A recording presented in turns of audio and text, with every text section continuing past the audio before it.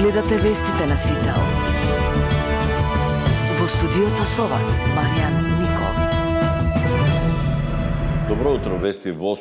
Во судницата во Идризово денеска продолжува судењето за пожарот во дискотеката Пулс во Кочани, во кој загина 63 лица, меѓу кои деца над 200 беа повредени.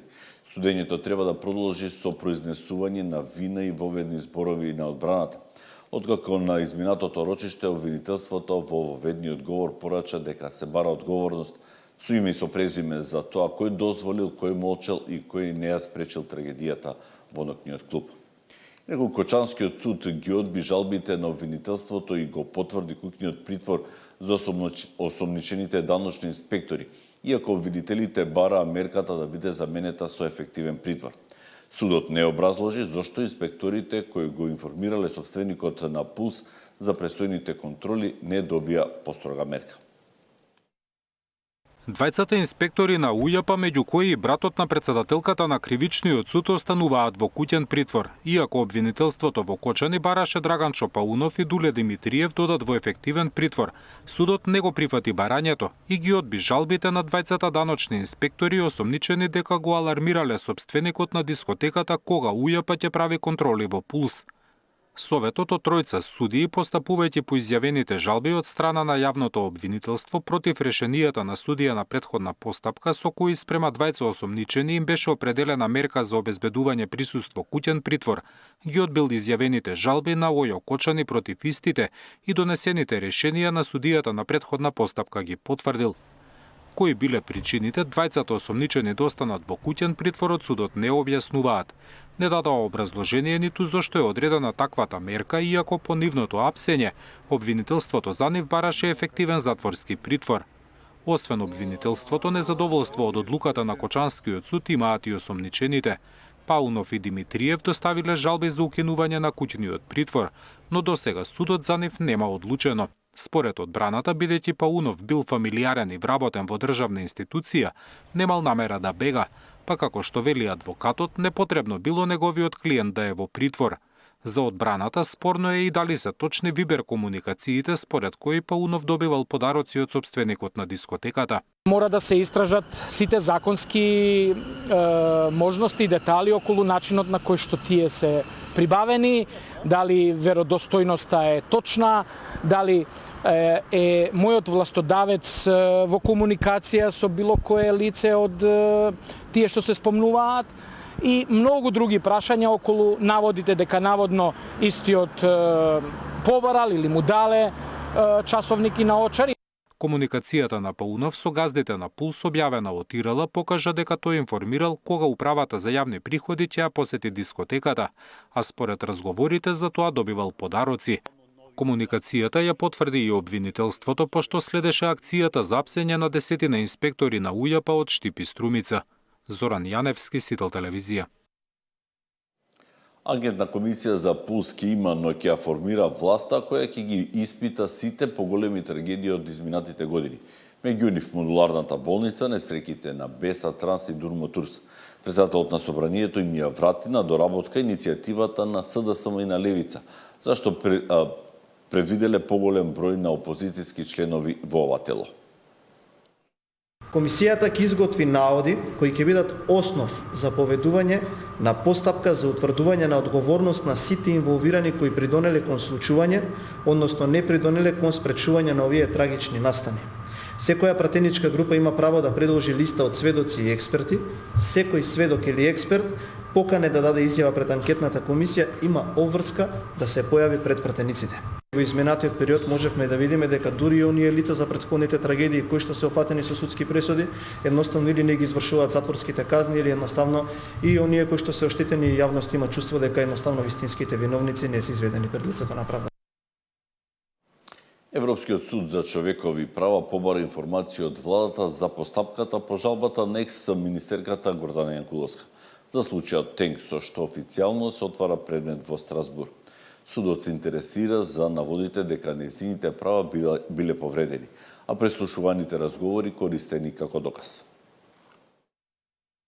Европскиот суд за човекови права побарал информации од владата за постапката која таму ја води екс-министерката Гордана Јанкуловска за случајот Тенк.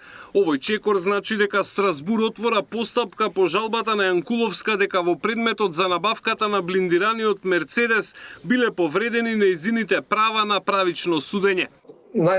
Првото прашање се однесува на снимките. Значи, дали може да се користат снимките како доказ прво, второ, дали Гордана имала право да ги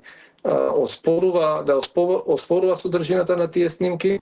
Втор аспект беше брзината на судење, неможноста да се оствари правото на контрадикторност на постапката и на еднаквост на оружјата. Исто така проблем беше отсуството на независност и непристрасност на судот. Ова практично значи дека судот се сомнева дека во незаконските бомби можеби имало и снимки кои ќе потврдат дека Јанкуловска нема вина.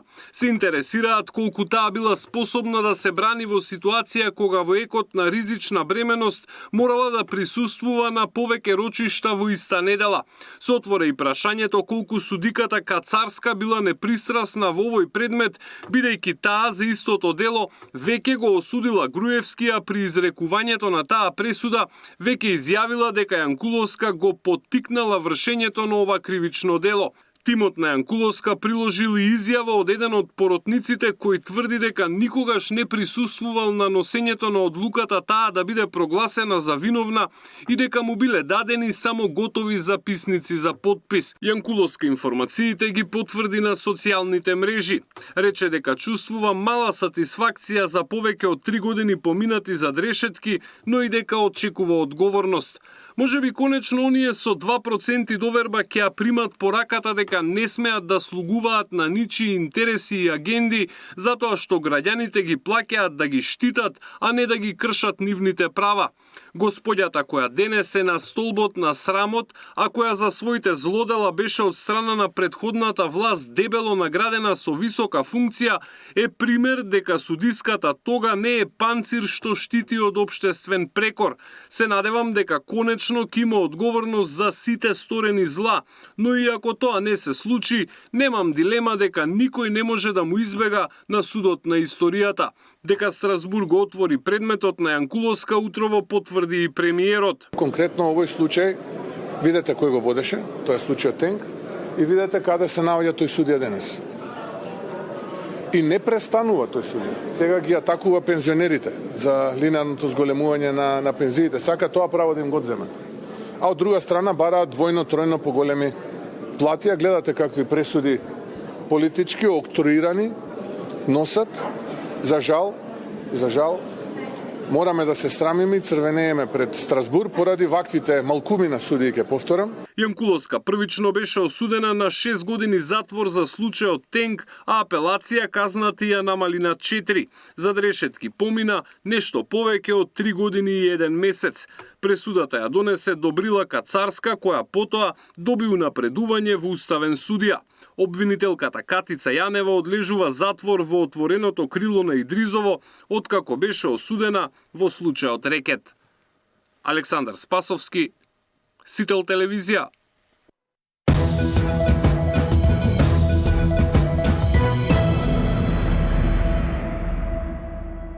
Овластена стапка од 5% ДДВ за становите кои се продаваат прв пат ќе продолжи да важи и по нова година. Измените се веќе во владина процедура. Од следниот понеделник пак младите кои купуваат прв стан ќе може да добијат кредит од банките со учество од 10%. Новите станови кои се продаваат за прв пат и натаму ќе се даночат со повластена стапка од 5% ДДВ. Мерката, која се применува 15 години и истекува на 31 декември, ќе продолжи да важи и од 1 јануари. Од Министерството за финансии вела дека предложените измени веќе се во владина процедура. Сдруженијето на градежништво го поздрави ваквиот чекор. Сметаат дека најголем бенефит ќе имаат купувачите. Доколку оваа мерка беше во 2010 година донесена за да им помогне на градежните компании да бидат поконкурентни и да имаат производ кој повеќе ќе се пласира, тоа се стамбените единици, сега оваа мерка е неопходна за граѓаните, затоа што во моментов, доколку не се продолжеше со таа стапка од 5%, разликата од 18 до 5% во голема мерка ценевме дека ќе ја платеа купувачите, тоеш населението. Дури имавме и договори на одредени градежни компании кои стигнаа до наше како здружение, во кои што купопродажните договори за станови укажуваа на тоа дека доколку се промени стапката на ДДВ, дека разликата купувачот ќе ја плати после Нова година. Во меѓувреме од следниот понеделник младите кои сакаат да купат прв стан ќе може да добијат кредит од банките со учество од 10%, наместо досегашните 15%. Правилото за рата плата останува исто, односно најмногу 55% од месечната плата може да оди за отплата. За оние што сакаат да купат втори или трет стан, ќе важат многу построги правила. Најмалку 25% сопствено учество. Месечната рата пак се спушта на најмногу 50% од платата.